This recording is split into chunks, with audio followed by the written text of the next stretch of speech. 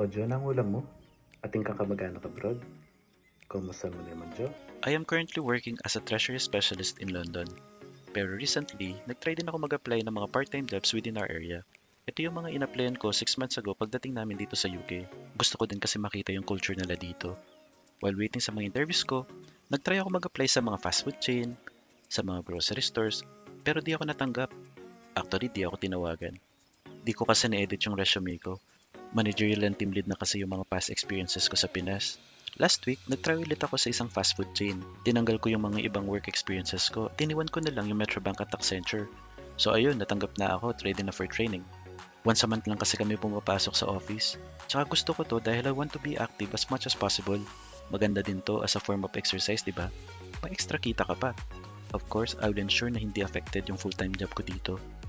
Sabi ni Mrs., bakit di na lang daw ako mag-apply ng extra sa online jobs? Sabi ko gusto ko ng ibang environment at para ma-develop ang social and communication skills ko. Ang hirap ng buhay abroadero, no? Alam nyo, saludo ko sa mga OFWs natin at mas na-appreciate ko pa sila lalo na nang pumunta kami sa Paris. Masarap ang buhay nila dahil maganda yung country, yung climate, malaki ang bahay nila sa Pinas pero hindi natin alam kung ano yung mga sacrifices nila. Hindi natin alam kung ilang part-time jobs yung kailangan nilang puntahan para lang makapagpadala ng malaking pera sa Pinas. Nakikita lang natin yung saya at tuwa nila sa social media pero mag-isip-isip ka kung ang tatay mo, nanay mo, at ang kapatid mo nag-work sa abroad. Finish your studies at work hard para naman mapawi ang pagod nila. Huwag kayong magpapaniwala sa ibang influencers na kahit walang degree yayaman ka. Yes, pwede kung maabilidad ka at kung kaya mo gumamit ng existing resources mo para yumaman, pero not all the time magiging successful ka. Kaya mas maganda pa rin na may natapos ka.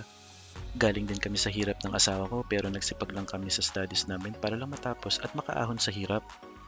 Di naman ako matalino. Si Mrs. oo, pero ako tamang kopya lang nung college at high school. Thankful kami sa mga parents namin dahil natapos kami dahil sa mga sacrifices nila.